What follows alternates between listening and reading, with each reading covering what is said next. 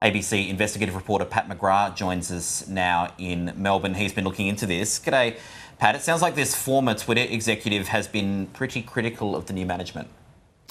Yeah, so Yoel Roth was previously head of trust and safety at Twitter, which is basically a job responsible for overseeing Twitter's team of specialists around the world who are in charge of weeding out abuse, disinformation, lies, and specifically political disinformation, which we know has flourished on that platform for many years. Now, he quit Twitter shortly after Elon Musk bought the company last year.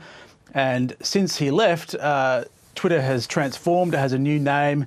A lot of the operations that he was in charge of have been dramatically scaled back, including Twitter or X's operations in Australia to monitor political language on the platform.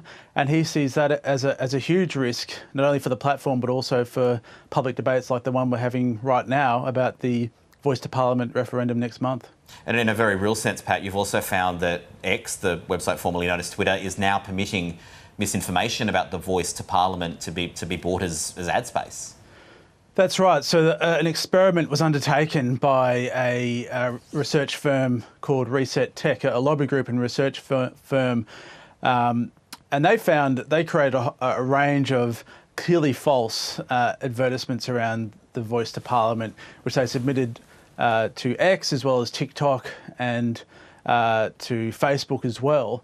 And in every case, with the case of X, those ads were approved, and they were clearly misleading. They were saying things like the date of the referendum had changed, that the yes vote had already won, or the no vote had already won, and clearly they were false, and they were still permitted to run. They didn't actually publish those ads, but they were approved. And there's been other examples as well. The Australian Strategic Policy Institute, they've found examples of an increase in amplification of negative sentiment around the Voice, which appears to be linked to the Chinese Communist Party.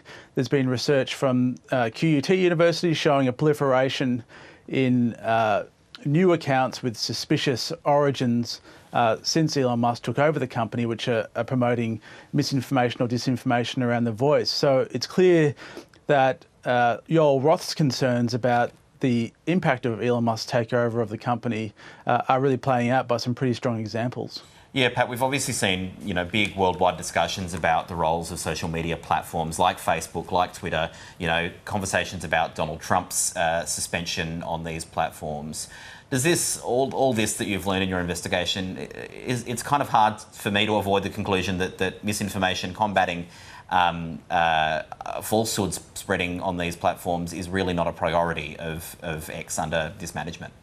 No, and I mean, I think there was a feeling that X was going to kind of slowly die, that, there were signs that advertisers were drifting away, users were dwindling. But the point that Yoel Roth makes in his comments to us is that there's still a core user base of journalists, politicians and political class who still use X, and they've always been the target of these disinformation campaigns from foreign governments and extremists and anyone wanting to try to change the public debate around this topic. And that, combined with the pullback that X has done in relation to its policing of disinformation, means that it's quite a volatile situation. And it does seem like it's playing out with a whole range of misinformation, disinformation lies that are popping up on X at the moment. We've tried to ask X about this, but unfortunately they didn't respond to our request for a response to Yoel Roth's comments. But I think we've got a few weeks left to see exactly how this all plays out. Pat McGrath from ABC Investigations, thank you.